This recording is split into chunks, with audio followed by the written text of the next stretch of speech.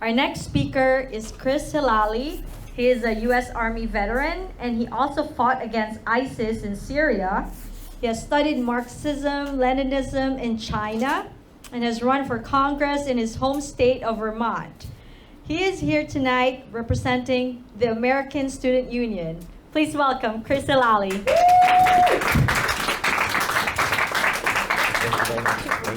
Thank you so much.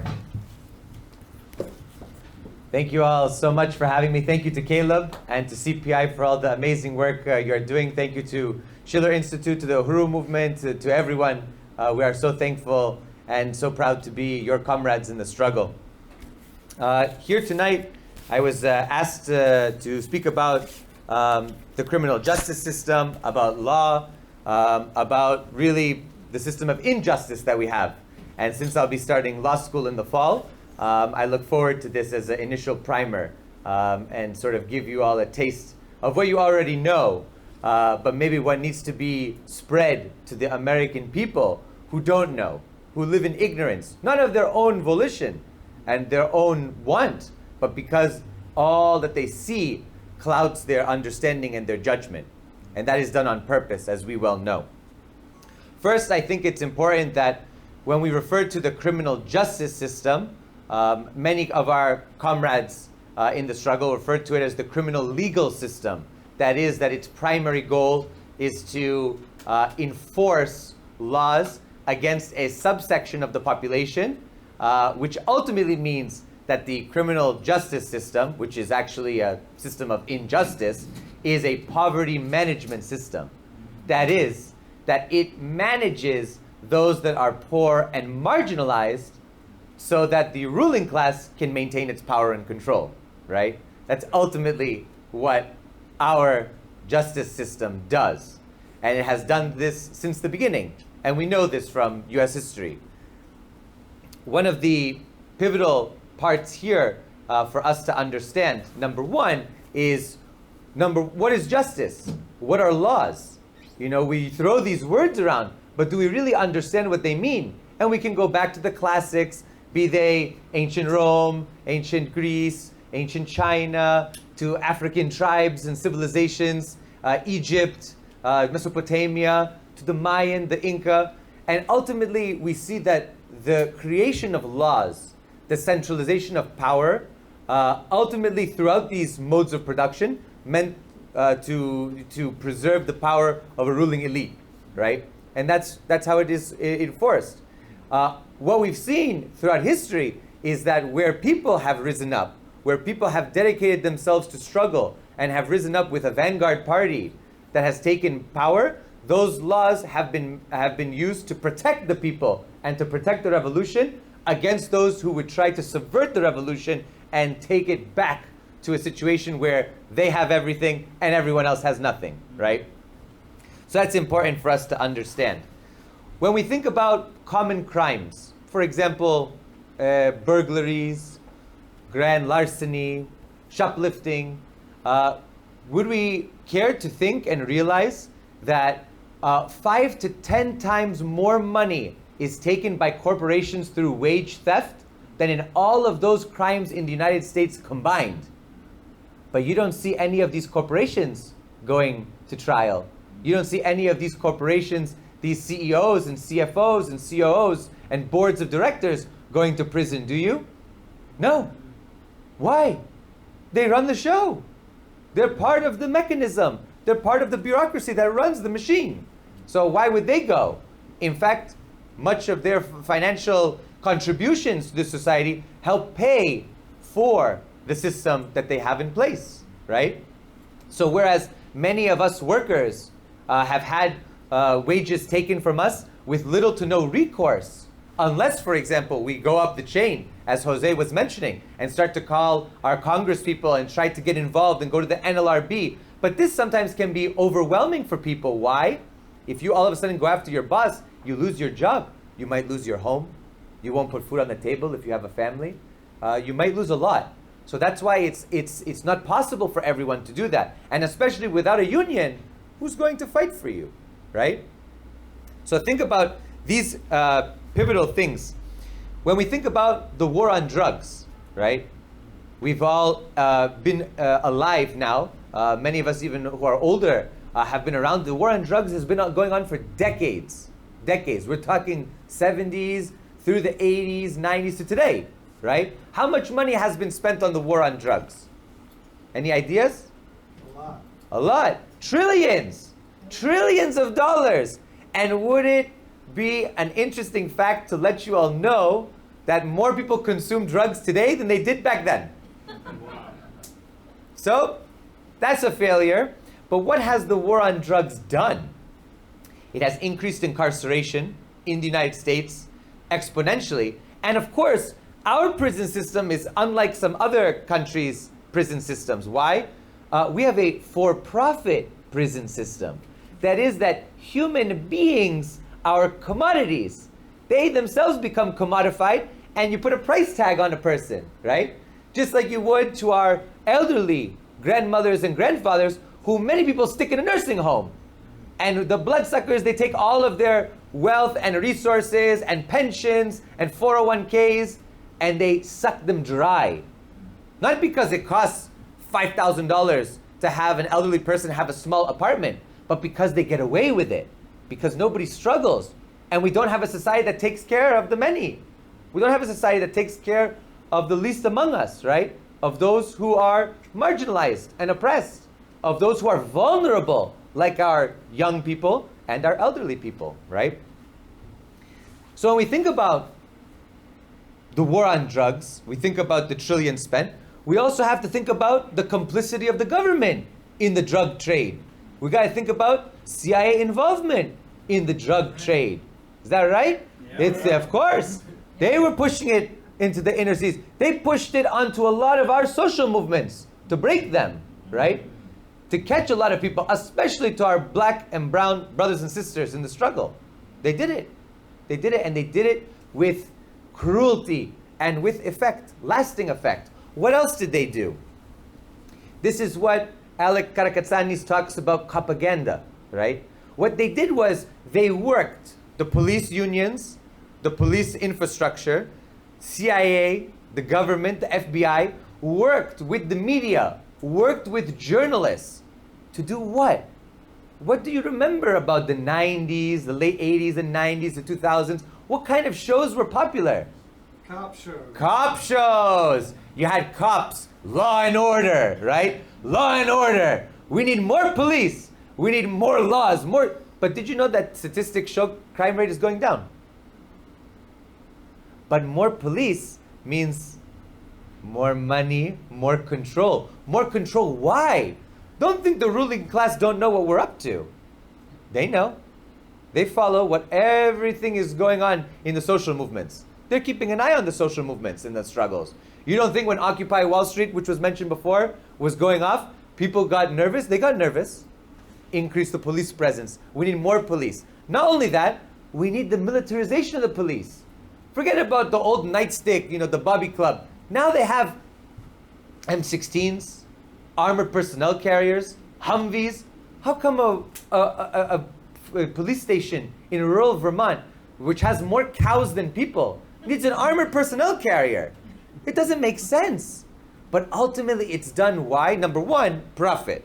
Because the military-industrial complex is able to siphon off all of its leftovers, send it to the police departments and say, excuse me, taxpayers, we need another $1 trillion. We seem to have low supply. We got to build more. We got to upgrade, right? So we need more money. We need more products. We need more weapons. And we'll send some over to our proxy wars abroad, like in Ukraine today, right? They're connected, right? All of this is connected. So when we think about that, when we think about the militarization, we also have to think about COINTELPRO. We have to think about the legacy that the police have had on our movement and on our communities, right? They have. There's no doubt about it. And when we speak about the police and the origin of police, there's one side, the origin in slave patrols, right? That's a known fact. But there's another side of police, especially in the states that didn't have slavery, that have their primary origin in what?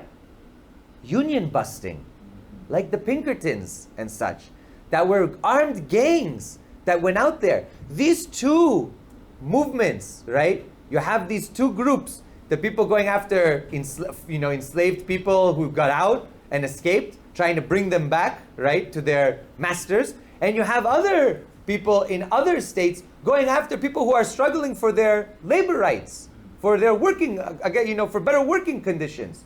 So that is where you have the connection of race and class, right?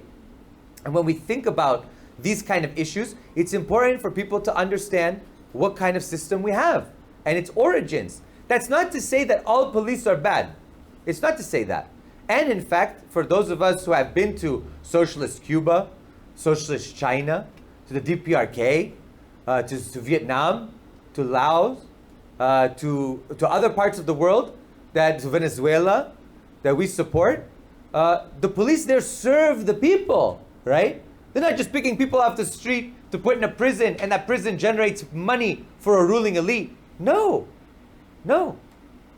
The people there trust the police to safeguard what they've hard fought, what was hard fought for and what they had shed blood for, right? That's not the case here. And it's important to make that distinction, right? When we think about the law and how it applies to people, we must always think that some of the laws apply to some of the people some of the time, right? And what do I mean by this? I mean the following, and everyone here is well versed in this, but people out there might not be. Close by is what in terms of economic power? Where are we close to? Wall Street, right? Wall Street. Okay, yeah, boo, big boo for them, right? Wall Street. Wall Street is a center of legalized gambling. Yep. And what do I mean by gambling? I mean derivative markets and betting on the prices of wheat, oil, corn, soy, gold, silver. But nobody's getting arrested there for illegal gambling. But if I go some blocks up and I go to some other neighborhoods and some other boroughs and people are playing on the side of the street with dice for $5, $10, for pennies even, just to pass the time in this capitalist system, they can be arrested for gambling. They can be arrested for a crime. But they're only playing for $10, $20, $30, even $100. While the criminals on Wall Street are playing with trillions of dollars and playing with the lives of the people around the world. That's what I mean when I say injustice. That's what we're talking about. When we talk about drugs, we all know a certain individual, a son of a president, right? Maybe caught on camera and on a video doing what? Crack cocaine? Is he in jail? No. Is Hunter Biden in jail? No.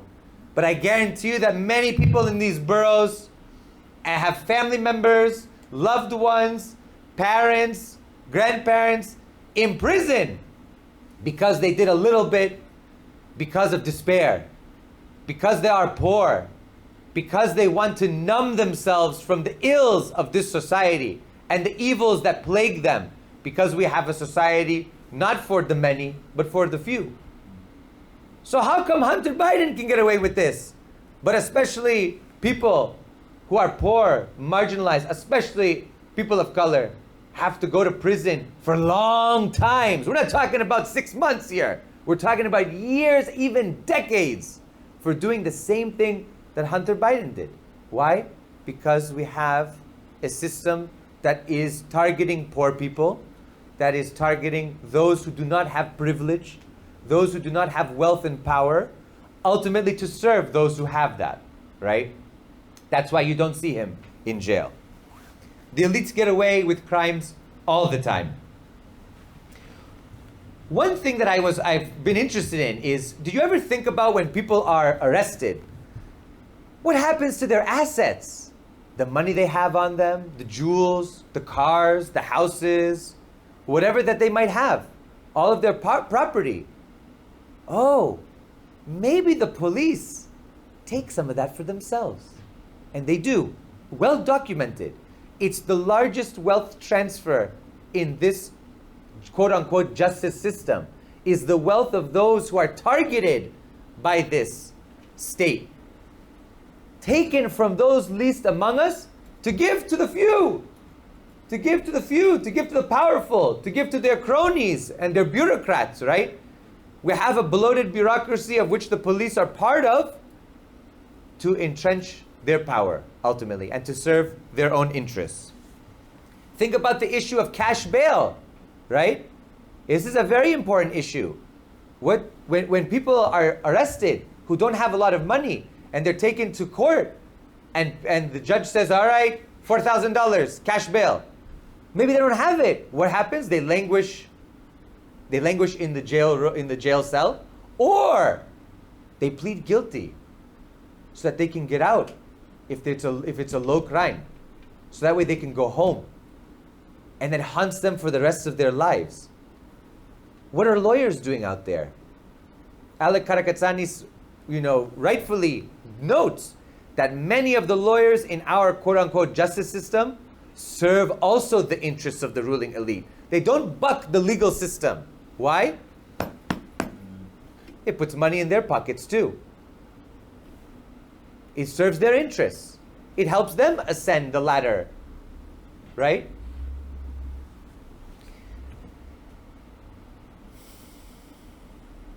I think it's hard. I think it's hard when we think about a system that targets many of us and that will continue to target us. It seems daunting. How do we change it? How do we struggle against it? How do we build an understanding amongst the people of this great country to change it, to rise up, to build something new, right? We are city builders. We're also the builders of everything that you see around us. Not only the buildings, but the structures, the laws, what governs us, how we are able to adjudicate that justice, right?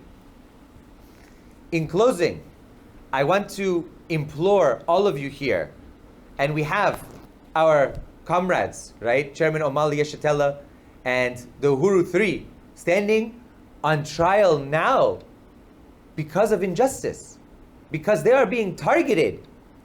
Why? Because they are fighting against an oppressive system. And just their words are powerful enough to bring the state down on top of them, right? It'll happen to all of us. It will. It's only a matter of time. It has happened. Like, look, here, the state came down on all of them. It will also come down on us. And it already has in some ways. Some ways we're not even aware of, right? Some ways that come in different flavors. We must be aware. We must continue to build political consciousness amongst the people that we interact with, in our communities, amongst workers, amongst farmers, amongst everyone we interact with, so that they understand this and they can recognize that. I might go out on a limb here to say the same justice system that goes after the right will also go after the left. There's no doubt about it. And we must not take sides and say, oh, we don't support them, we only support us. No, we must be against the entire legal system when it is oppressive, when it is wrong, and when it goes against the working class, and when it goes against working people who rise up for a multitude of reasons. But ultimately that rises up for their convictions and their beliefs. And if they do so peacefully, they should not be charged for that. They should not be, punished for that. I hope that you all continue to struggle. I hope you all continue to build. And I look forward to continuing to be in the movement with you all. And thank you so much again for allowing me to speak with you all.